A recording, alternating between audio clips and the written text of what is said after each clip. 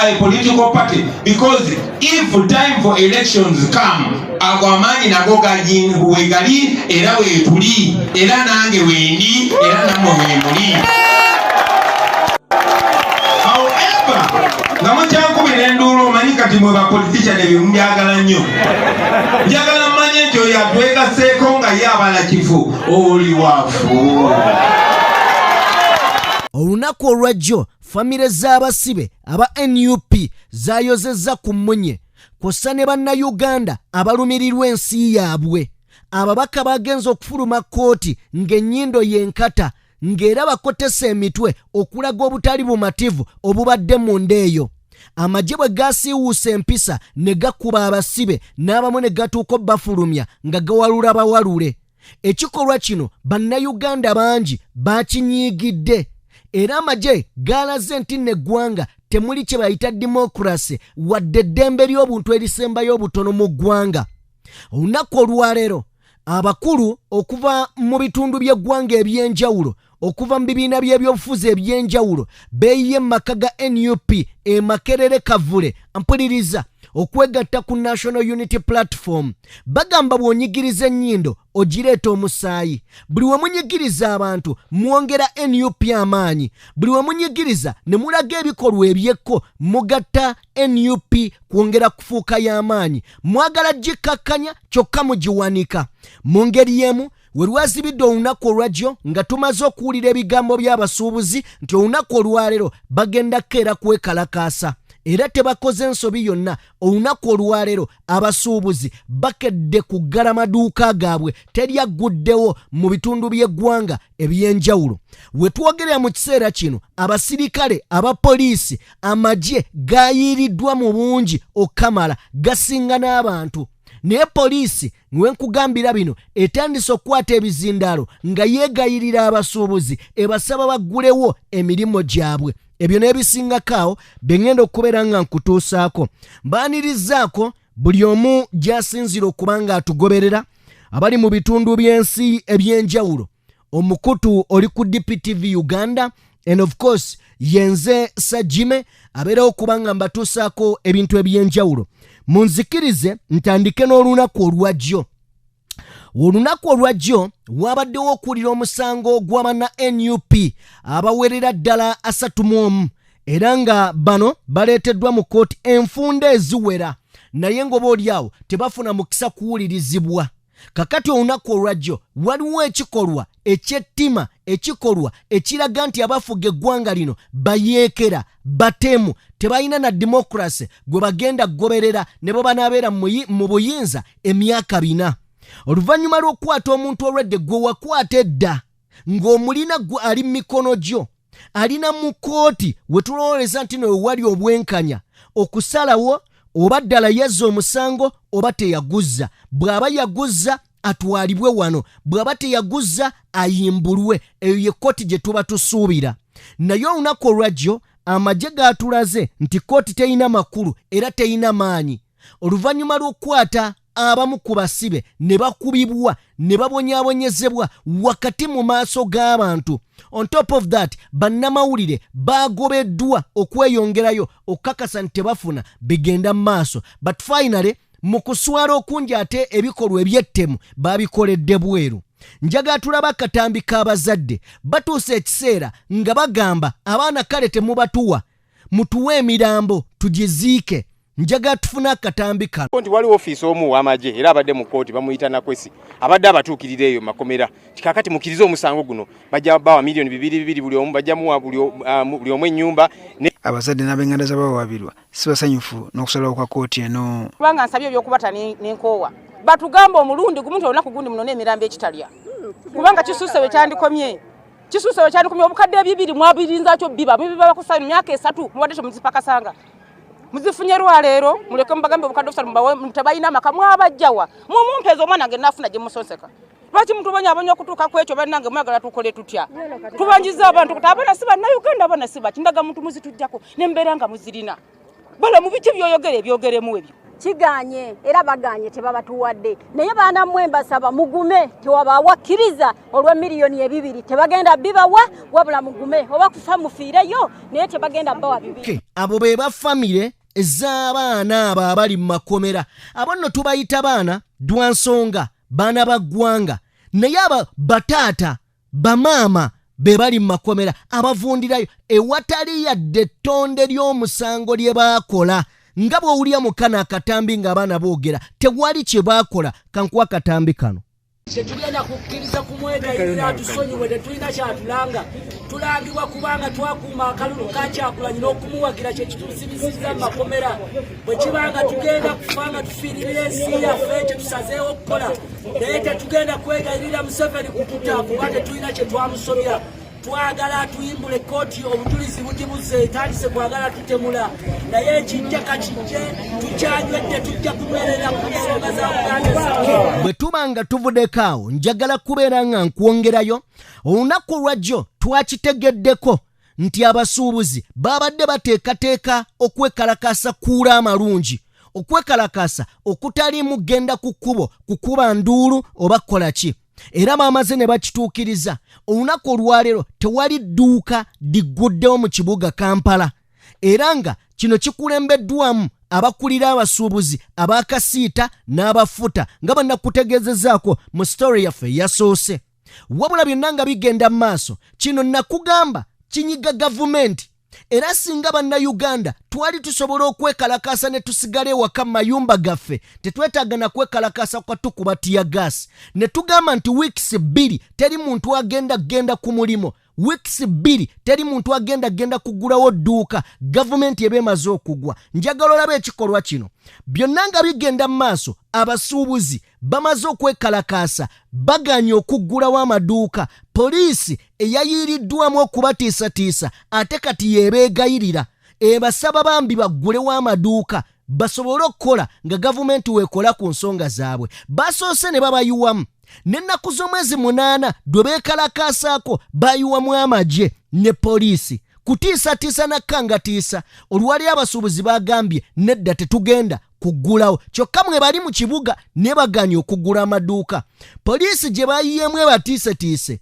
etuuse ekiseera nga byekolera bya kisiru bya kigwagwa bya kijinga bya bwewussa n'esalawo ebeegayirire njagala olabe kiripu eno muganda wange oyagala kunakakanya ekitulite ewamu nammwe kandi kudobisasa muli mukola begayiridde okubambisesa mukole abakulembeze bammwe bagenda mu maaso okukizana ne gavumenti bandikuddewo mukola abasuubuzi mu Kampala mwenda abakuhaamu ominite owino bandikudde okukizana mwe mukola abasuubuzi mu Kampala mwenda abakuhaamu ominite owino bandikudde okukizana mwe mukola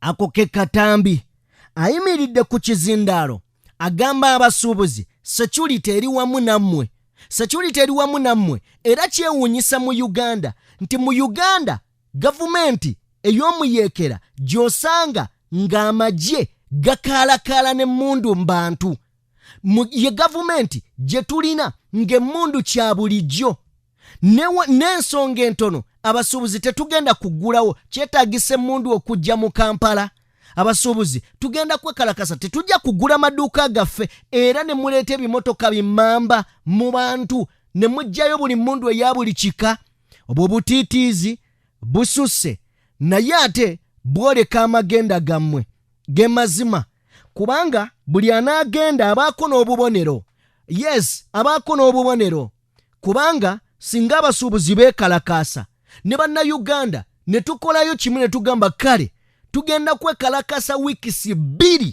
nga tetuvudde waka waffe oyinza okulaba ebipale we bibakankana n'emimwa ne gibakyeza wancekekya kale byebyo ebiriwo wabula byonna bibadde bigenda mu maaso ate wali Kafumbe Mukasa waliwo owa poliisi agenze mu maaso n'okuba ng'atomera owa boda amutomedde naddusibwa mu ddwaliro.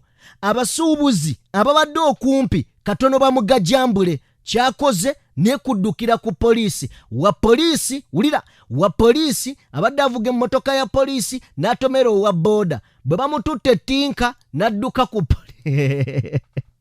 Katulabe embeera eno ebaddewo then zije tweyongereyo. Wabaddewo akasattiro kwa Arua Park oluvannyuma lw'emmotoka ya poliisi UP 00005 okutomera omugoba wa bodaboda amanyikiddwako nga Onviti abadde atudde ku pikipiki emabbali w'ekkubo.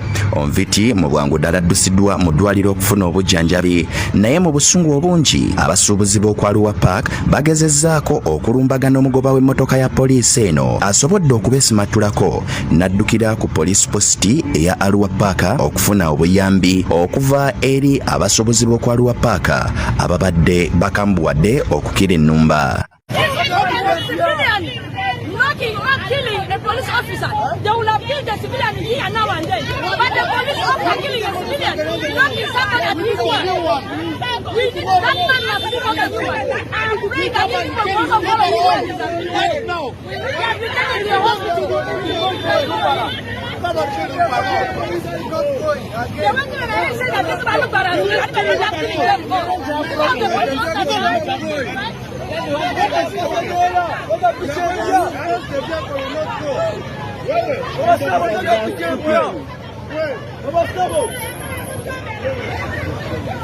Bwebadde njagala kubeera nga nkwongerayo mu bigambo ebirala.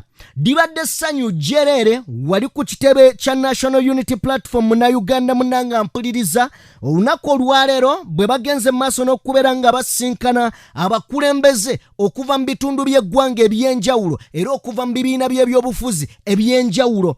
Mu byo bagenze maaso n'okubanga baaniriza abantu abavudde mu kibiina kya NRM okujja okwegatta ku National Unity Platform, okuva mu FDC okwegatta ku National Unity Platform, okuva mu DP okwegatta ku kibiina kya National Unity Platform. Wabula wano nina akagambo kenjagadde ennyo President kakozesezza.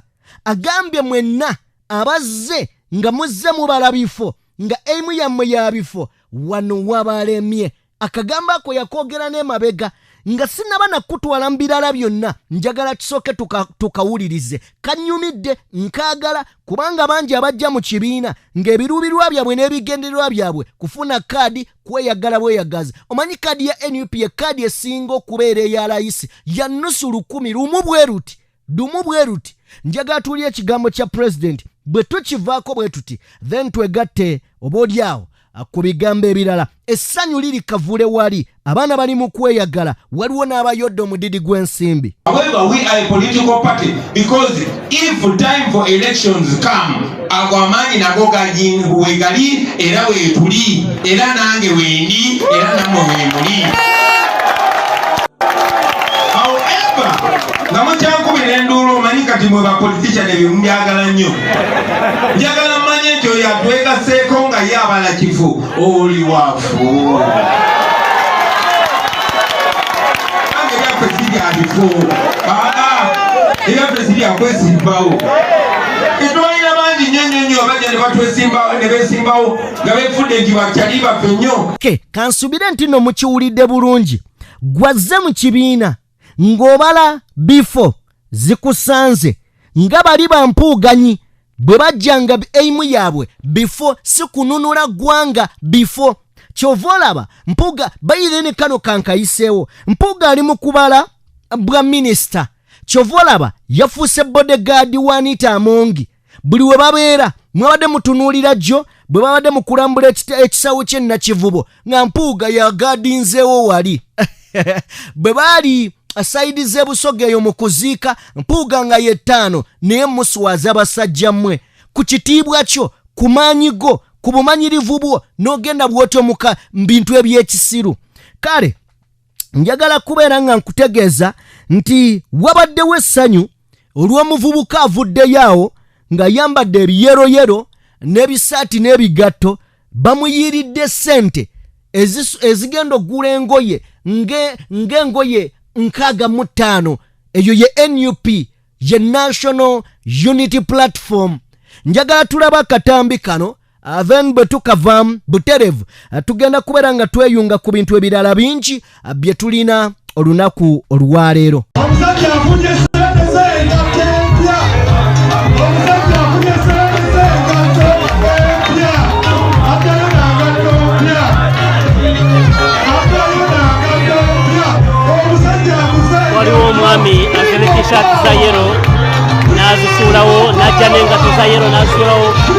Abantu bali mu musondera ssente okugula engatto. Abadde n'engatto za yero naye wenjogerera kati agenda mu mitwalo nga 3 kati. Wenjogerera, oh my God, what a love. Awaddeyo engatto za yero naye esente ze yakafuna wano zigula engatto ezisobamu ezo zaaguze.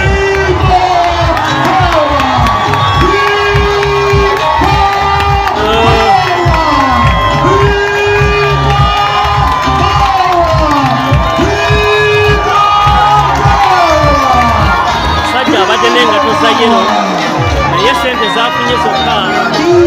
Oh my God.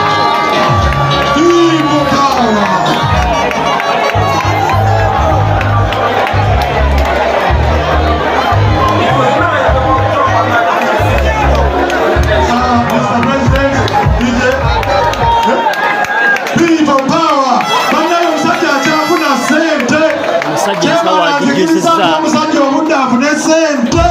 People power. People power. Embeera bwetyo bwebadde bwe tuba nga tuvuddekaawo njagala kutegeeza nti kakati Abedi Bwanika empale zitandise okubeera nga zimukankana. Dwaki? Nti waliwo munnamateeka olunaku olwaleero agenze mu maaso n'okubeera nga yeegatta ku NUP. Munnamateeka ono yeegase ku National Unity Platform mu butongole ye Jude Mbabaali.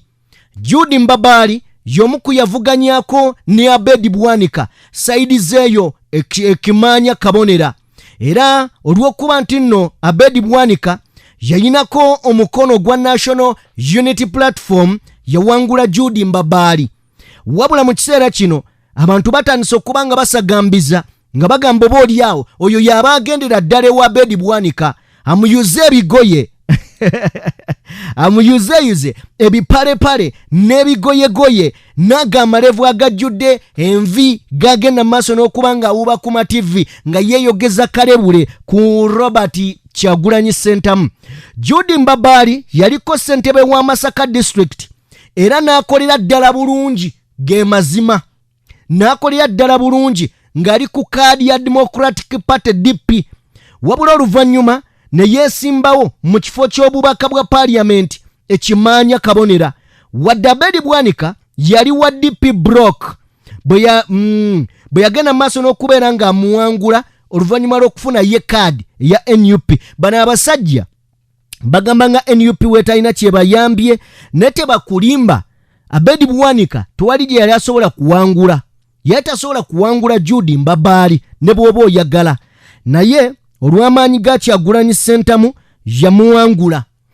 Mu ngeri y'emu Munnayuganda munnange njagala beera nga nkwongerayo mawulire ge tulina era amalala agasingira ddala okubeera amawoomu. Njagala kubeera nga nkutegeeza nti waliwo abantu abeegasse abalala ku kibiina. Era ng'emu ku nsonga lwaki oba oliawo beegasse ku kibiina kino yeeno wammanga kwe kulaba oba ensonga ze basosowaza kwe kubeera nga President wa NUP ayimirira ku mazima.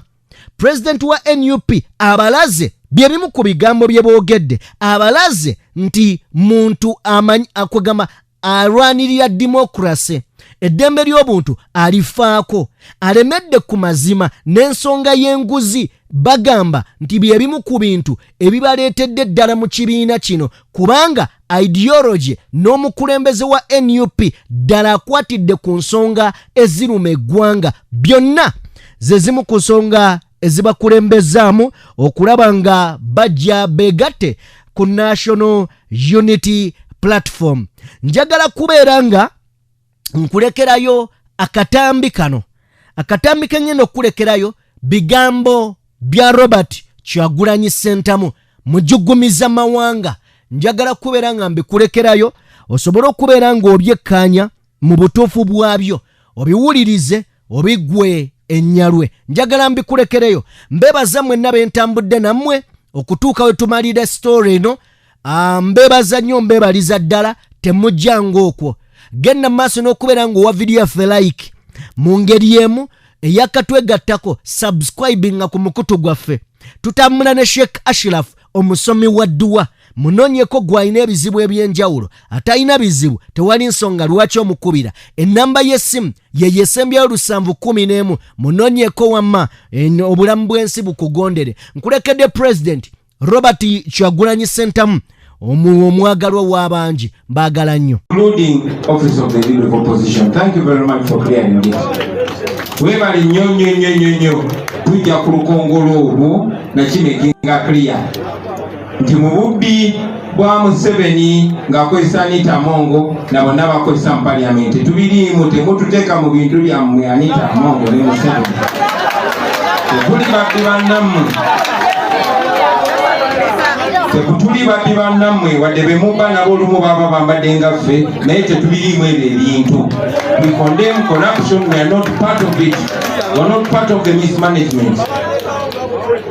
Thank you for making it clear, not only in words but action. Ladies and gentlemen, time has gone, so I'll be brief. And I've been largely represented by the speakers that have spoken today. They've welcomed you. I want to add my voice, welcoming the new members. You're very welcome. But we must be very clear to you what you have joined. You've joined no regular political party. You've joined a revolution. This is war. When I was speaking at the memorial of one of our comrades that was murdered by the dictator, I said and I repeat that war is politics with no violence, with no bloodshed. I mean, war is politics with bloodshed, with violence. But politics on the other side is war with no violence. This has been mixed up ever since we got into this struggle. We have been met with violence. Museveni fears the people so much that he deals with us as a military operation. Basebo ne banyabo tubaaniriza naye nziramu kikatiriza nti kino kimwegaseeko mulina okimanya mulinnya y'amagye. Kino temuyingidde mu kibiina kya bufuzi ekya bulijjo mbu eno DP eno FDC opposition. Ffe tetuli ba opposition, twawangula baatubba bubbi era ffe tumanyi ffe tukulembera Uganda. Mwe temulaba engeri gye tufuga Museveni, si atufuga, ffe tumufuga. So this that you join is war. Luno mwegase ku lutalo, luno lutabaalo basebo ne banyabo. Ffe tetuli kibiina kyabo bya bufuzi nedda. We are not a political party. We have a political party. Tetuli kibiina kyabo bya bufuzi, just tulina ekibiina ky'ebyobufuzi. We are much larger than that. We are a revolution struggle. We are a political movement. Yefe tuli people power. Tuli maanyi g'abantu ge tukiikirira. Kyova abantu buli gye tuyita yonna bayikanga enjuki, si lwakuba tuli bagezi nnyo oba tuli bakulu nnyo oba tuli balungi nnyo. No, kubanga tubakiikirira. Era tumanyi bwe tuligezaako bakiikiri okulekeraawo okwogera oludikya bajja tuddukako emisinde. Ensonga lwaki n'abamu ku bannaffe bemulaba eyo abajja nga bakiikirira abantu bwe bakyuka ne batandika okwogera oludikya abantu bababuukakobere ng'ofaanana otya. Ensonga lwaki bannaffe be tujja nabo ng'abantu be babakuuma ate bwe bamala okulyamu abantu olukwe batambula n'abammundu nga be babakuuma. Ffe tuli people power. We are a people's revolution. So you must understand what you have joined. Tojoyiniza ekibiina kya byabufuzi kya bulijjo. Tubaaniriza basebo ne banyabo naye twagala mumanye ne mission gye tuliko. Kino kimwegaseeko kye ki? You've not joined an artist who is going to entertain you. No. You've not joined a women's group or a men's group. You've joined a mission to freedom. Yes. Mission ya veyemo kujako Museveni ngeri yonna. That is what unites us. We want to put an end to the Museveni dictatorship that has made us beggars, that has turned good people into thieves, that has turned our daughters into karaoke dancers, into prostitutes, that has turned us into slaves, enslaving ourselves and struggling as we go to those planes to go into slavery. We want to put an end to that. That is our objective, number one. Everything else is secondary. We want to remove a dictator. We want to remove that dictator now. Yes. That is our major agenda.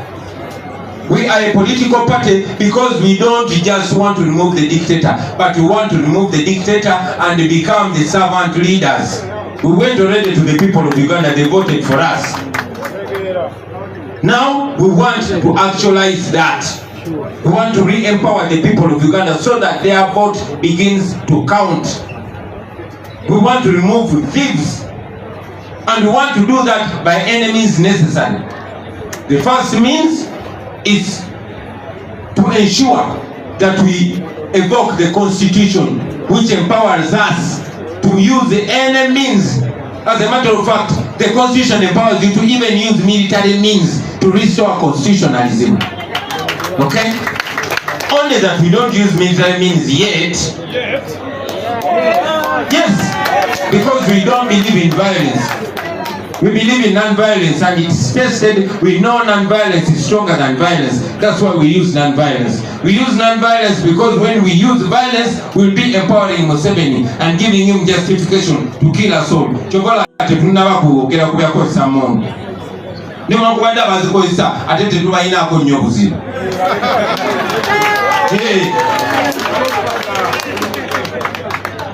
We want to evoke the power of the people to rise up and remove Museveni. However, we are a political party because if time for elections come, agwamani nagoga jin wegali era wetuli era nange wendi era namwe wemuli. However, namacyankubira endulu omanyi kati mwe bapolitician ebyo mbyagala nnyo. Njagala mmanye nti oyo atwegaseeko nga ye abala kifu oli wafu. Nange byaffe sirya bifo. Ebyaffe sirya kwesimbawo.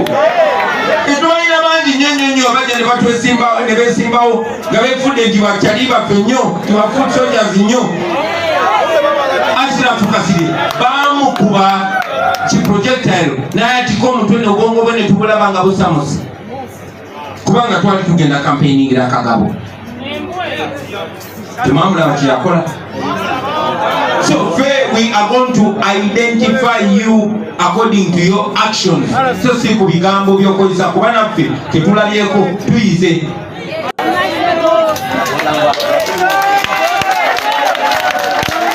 We welcome you, ladies and gentlemen. Netwagala mumanye nti here in the National Unity Platform, everybody has 100% rights, 100% dignity. Kwa ile miaka 5 ngo ina 18 fe mu maaso gaffe mwenkanankana. Oba wasoma diguli meka ngono yakoma mu pitu mwina obuvunanyizibwa bwe bumu ku Uganda, mwina obuyinza bwe bumu ku Uganda, mwina omugabo bwe bumu ku Uganda. Ekitulamula ge mazima. The Constitution gives us equal rights and equal dignity. Feno temunaite tumanyi nti byabitiibwa.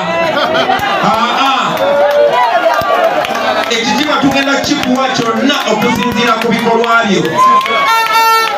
Abo ayasindikawo mabolaba betuwandika ku bisenge betutasula lunaku kubakungiriza be bakyasinza okubeera n'ekitiibwa ekyawaggulu kubanga bapayinga the ultimate sacrifice. Basaddaaka buli kimu nga kwotadde n'obulimu n'obulamu bwabwe bwe tosobola yadde okusaddaaka omululu gwo ng'ogamba tu.